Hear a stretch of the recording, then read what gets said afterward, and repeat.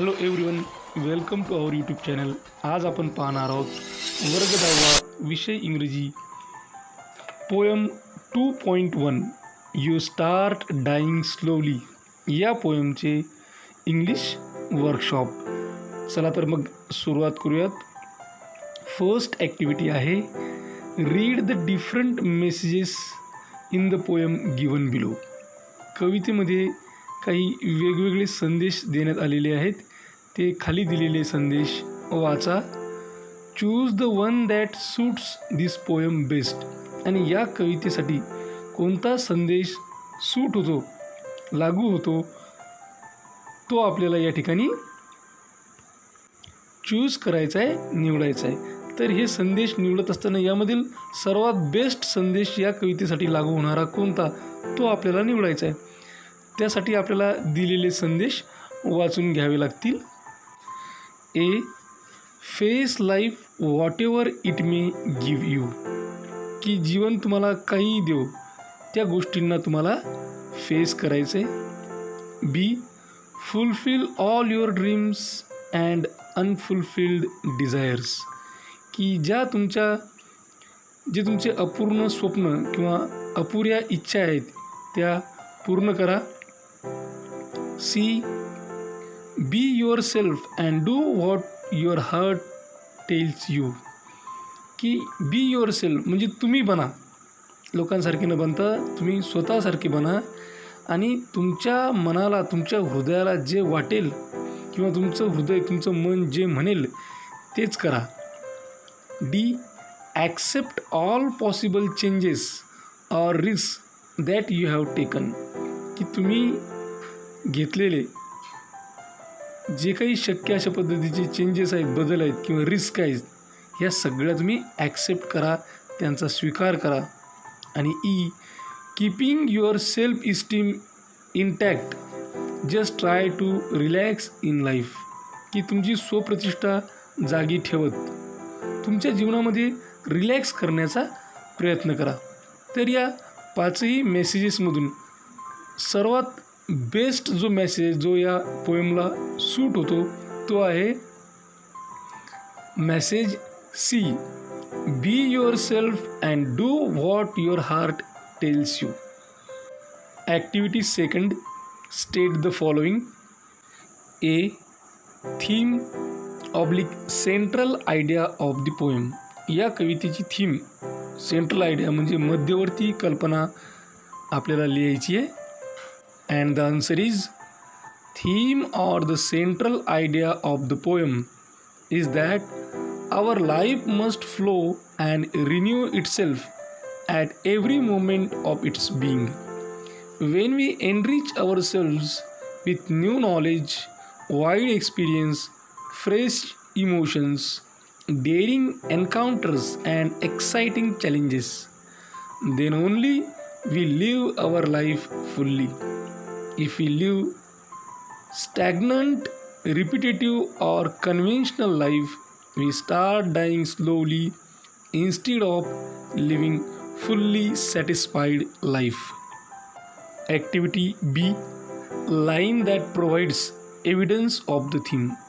ही जी काही मध्यवर्ती कल्पना आहे, या मध्यवर्ती कल्पनेचा पुरावा देणारी लाईन, ओळ कोणती आहे? तर आन्सर आहे, if you do not change your life you start dying slowly. C, 3 characteristics from the poem that makes a person dull and uninteresting. की या कवितेमधून असे 3 वैशिष्ट्य आपल्याला शोधून काढायचे आहेत की जे व्यक्तीला डल म्हणजे कंटाळवाणे आणि अनइंटरेस्टिंग म्हणजे अरसिक बनवतात. Answer, the 3 characteristics from the poem that makes one dull and uninteresting are: first, becoming a slave of your habits; second, not going with fresh emotions; third, not facing exciting risky challenges. Third activity, pick out 4 adjectives from the poem and write them down with the nouns they describe, की या कवितेमधून आपल्याला 4 adjective म्हणजे विशेषण शोधून लिहायचे आणि त्यांच्यासोबतच काय सांगितलेलं आहे, write them down with the nouns they describe. हे जे विशेषण आहे हे विशेषण कोणत्या नामाला डिस्क्राईब करतात, कोणत्या नामाबद्दल विशेष माहिती देतात ते सुद्धा आपल्याला या ठिकाणी लिहायचं आहे. तर फर्स्ट आपण लिहू same 5, second different colours, third turbulent emotions, fourth sensible advice. Fourth activity, compare the structure of the poem. You start dying slowly to the poems in unit 1.1 and 1.3. To which poem does the structure match? या कवितेचं structure संरचना, जे कवितेचं नाव आहे you start dying slowly,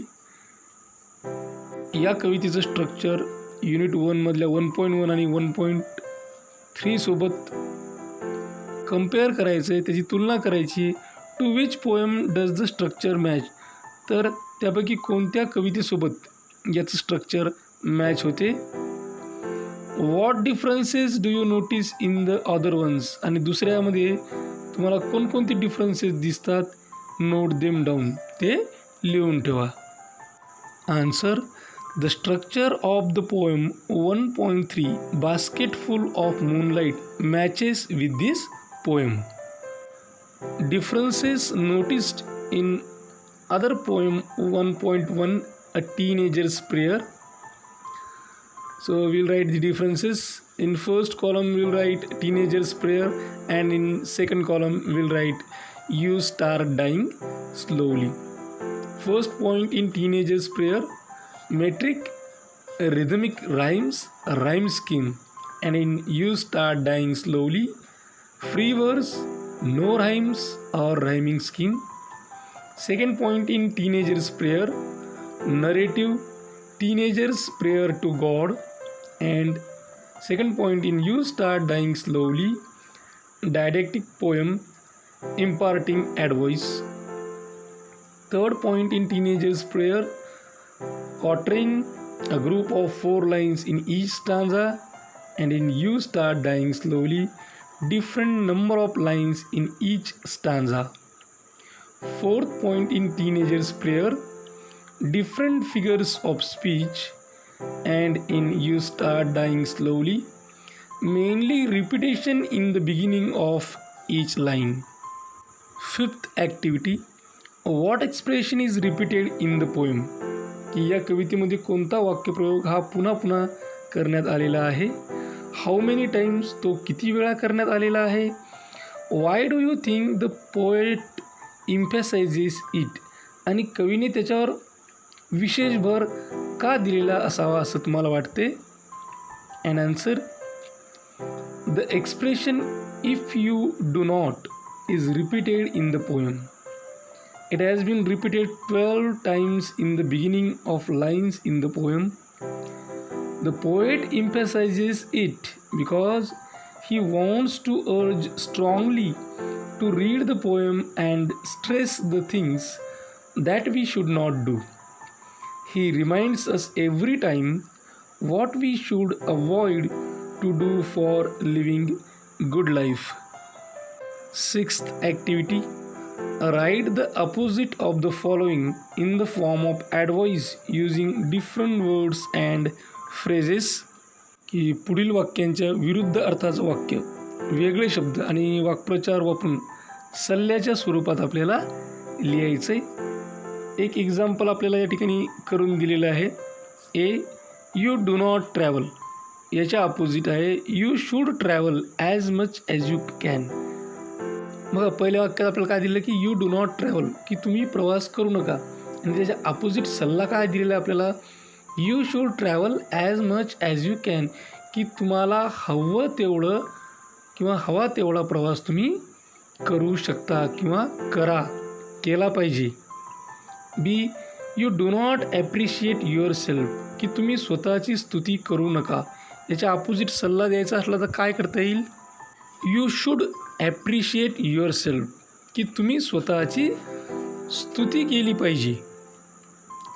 then C, you kill your self esteem, तुम्ही तुमची जी self esteem स्वप्रतिष्ठा आहे ती मारून टाका. याला opposite, you should keep up your self esteem, की तुम्ही जी स्वप्रतिष्ठा आहे ती जिवंत ठेवली पाहिजे. D, you become a slave of habits, की तुम्ही तुमच्या सवयींचे गुलाम व्हा. याच्या अपोजिट काय लिहिता येईल, don't become a slave of habits, की तुम्ही तुमच्या सवयींचे गुलाम बनू नका. E, you refuse to speak to strangers, की तुम्ही अनोळखी लोकांसोबत बोलणं टाळा किंवा बोलायला नकार द्या. You should speak to strangers हे अपोजिट राहील, की तुम्ही अपरिचित लोकांशी बोललं पाहिजे. F, you do not change your life, तुम्ही तुमचं जीवन बदलू नका. Opposite of this is you should change your life, तुम्ही तुमचं जीवन बदललं पाहिजे. G, you refuse to take a risk, की तुम्ही कोणत्याही प्रकारची रिस्क घ्यायला नकार दिला पाहिजे.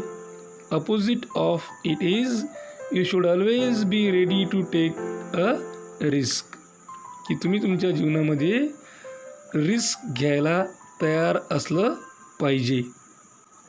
7th activity, go through the following steps and discuss in pairs about the facts mentioned in it. Write a paragraph using the points. Give another interesting title. की या ठिकाणी ज्या स्टेप्स दिलेल्या आहेत त्या लक्षात घ्यायच्या आहेत आणि त्यात जे काही उल्लेख केलेले मुद्दे आहेत त्यांचा वापर करून आपल्याला एक पॅराग्राफ लिहायचं आहे. आणि या ठिकाणी आपल्याला एक टायटल देण्यात आलेलं आहे, लिव्हिंग अ बेटर लाईफ. या व्यतिरिक्त आपल्याला दुसरं एखादं टायटल द्यायचं आहे. बघूयात आपण कोणकोणते पॉईंट देण्यात आलेले आहेत. तर लिव्हिंग अ बेटर लाईफ हे टायटल आहे आणि त्याच्या खाली काही पॉईंट आपल्याला देण्यात आलेले आहेत. Get rid of one bad habit at a time. Then avoid negative thoughts, be positive, trust yourself, love what you do, try to enrich your mind by becoming a lifelong learner, sharing and caring makes life enjoyable, be humble, respect and welcome, accept each day with a smile. So these are some of the points given by them. So we have to write a paragraph. We have to give an interesting title. तर title आपण देऊ, mould your living for brighter life. Now will start to write the paragraph. Everyone in the world craves for happy life. Everyone has his own concept of happy life. What in general can we do for living better life? Living wise and virtuous life is living happy life. Here are some facts and ways of living better life. You should give up all your bad habits. Bad habits can spoil your whole life and your happiness. Resolve to get rid of one bad habit at a time and finish them off determinedly. Never allow negative thoughts to enter your mind. Be always positive. Positive attitude will lead you to happiness, and negative thoughts affect your life as well as others around you. Be confident and trust yourself and love whatever you do for good life. You must be a good learner. Learn from any small things beneath the sun. Enrich your mind and soul by becoming a lifelong learner. Every moment of learning will give you a new experience of life that also keeps you updated and gives you knowledge of vivid visions of glory. Sharing and caring are two very important aspects of happy life. Share your sorrows and happiness with others. Take care of those who are around you. You will get love and respect from them. It is our moral obligation and that gives us satisfaction. Be humble to everyone who meets you on the way of your life. Respect and welcome everyone with smile. That gives you joy of your life. If you follow all these rules and values, you will surely live better life. Eighth activity, complete the following table with the things in your life which help you to change your habits and routine. की तुमचा जो काही daily routine आहे, रोजचा नियमित दिनक्रम आहे किंवा तुमच्या सवयी आहेत, या बदलण्यासाठी तुम्हाला मदत करणाऱ्या किंवा तुम्हाला हेल्पफुल ठरणाऱ्या तुमच्या जीवनातील काही गोष्टी भरून खाली जो काही टेबल आहे तो टेबल पूर्ण करायचा आहे. फर्स्ट कॉलममध्ये आपल्याला देण्यात आलं इफ आय डू दिस, जर मी हे केलं तर. आणि दुसऱ्या कॉलममध्ये आहे आय शॅल. फर्स्ट आहे इफ आय ट्रॅव्हल, त्याच्यासमोर आपण आय शॅलच्या टेबलमध्ये लिहावं लागेल I shall widen my worldly knowledge and experience. Second if I read, in next column will write, opposite column will write I shall be wise and knowledgeable. If I do this च्या कॉलममध्ये तिसरी गोष्ट आहे if I change my bad habits, I shall lead a gentle and civilized life. Fourth, if I play continuously on a mobile phone, I shall miss the pleasures of playing outdoor games. Then fifth, if I don't make friends, I shall live dull, tedious, solitary and secluded life. Ninth activity, everyone needs inspiration to move ahead. की प्रत्येकाला समोर जाण्यासाठी कोणत्या ना कोणत्या प्रकारची प्रेरणा आवश्यक असते, मोटिवेशन आवश्यक असते. Or make progress in our life, किंवा समोर जाण्यासाठी किंवा प्रगती करण्यासाठी. There are some things which inspire us to live better, की आपल्याला चांगलं जीवन व्यतीत करण्यासाठी काही गोष्टी असतात ज्या आपल्याला इन्स्पायर करतात. व्हॉट आर दोज थिंग्स, त्या कोणकोणत्या गोष्टी आहेत? तर एक आपल्याला सांगितलेलं आहे stories. B parents support. C dreams. D role model. E faith in your own diligence. F motivation. 10th activity, complete the web diagram with words that go with their topics. हे खाली काही वेब डायग्राम देण्यात आलेले आहेत आणि आपल्याला त्या web diagram complete करायचे आहेत. बघा, सर्वात पहिले जी वेब डायग्राम दिलेली तिच्या सेंटर पॉईंटला आहे टर्ब्युलंट. तर टर्ब्युलंट काय काय असतं, तर स्टॉर्म आहे. Then will write condition. Crowd, ज्याला आपण मॉब म्हणतो. देन सी वेव्ज आणि लिहिता येईल वेदर. सेकंड वेब डायग्राम आहे ज्याच्या सेंटर पॉईंटला आहे glistening. Glistening eyes, glistening fish, glistening wet streets, glistening snow capped mountains, glistening hair. Third web diagram sensible. Sensible advice, sensible dialogue, sensible idea, sensible person, sensible deal. Then 11th activity, write about a day when you felt very happy. की अशा एखाद्या दिवसाबद्दल लिहा की ज्यावेळेस तुम्हाला खूप आनंदी वाटला असेल, खूप आनंद झाला असेल. Use the following questions to help you. आणि तुम्हाला मदत करण्यासाठी खाली दिलेल्या प्रश्नांचा वापर करा. Think, recollect a day. त्या दिवसाबद्दल तुम्ही विचार करा किंवा त्याबद्दल तुम्ही आठवा. Note down the points. खाली दिलेले जे काही क्वेश्चन आहेत त्या आधारे काही पॉईंट नोट डाऊन करा. And that questions are, question कोणकोणते दिलेत बघा. Do you remember the exact day and date. की तुम्हाला एक्झॅक्ट दिवस किंवा तारीख आठवते का. Was it a special occasion or celebration.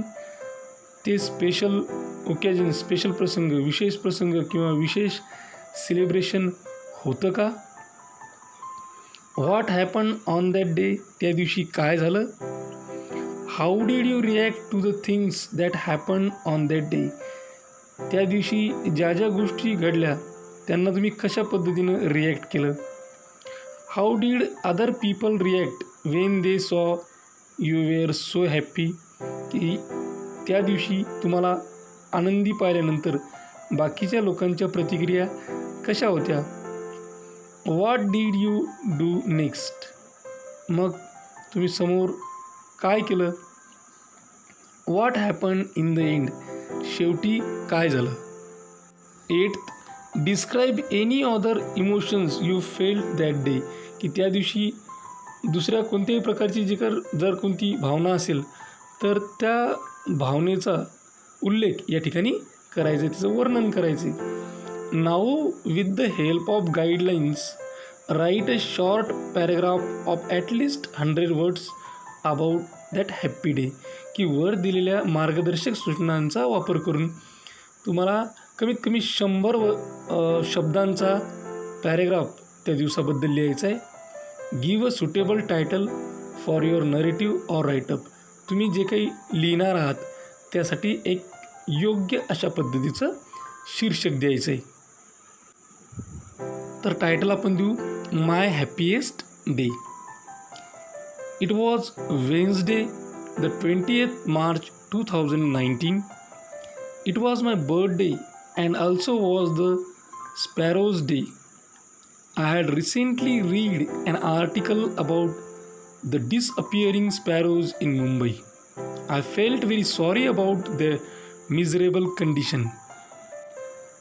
From that day, I was thinking of doing something for the poor sparrows. Then I decided to celebrate my birthday differently. I had collected the material I required for making the sparrows happy.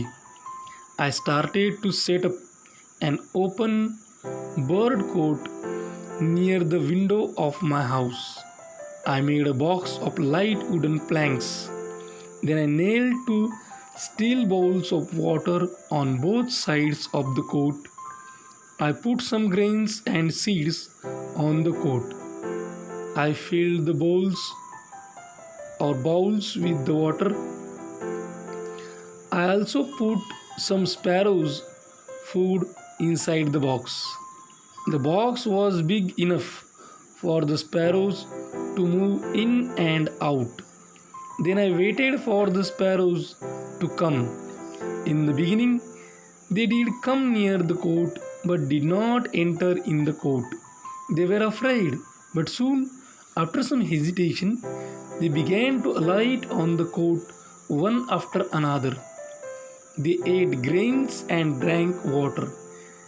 They chirped and twittered. The whole atmosphere was filled with joy at the sight of twittering tiny sparrows. My parents and neighbors were very happy and thanked me for the gift I gave them on my birthday. The sparrows were assured that they were safe and no harm was done to them. It was the biggest and the happiest day of my life. Everyone spoke high of me and praised me for my kind act.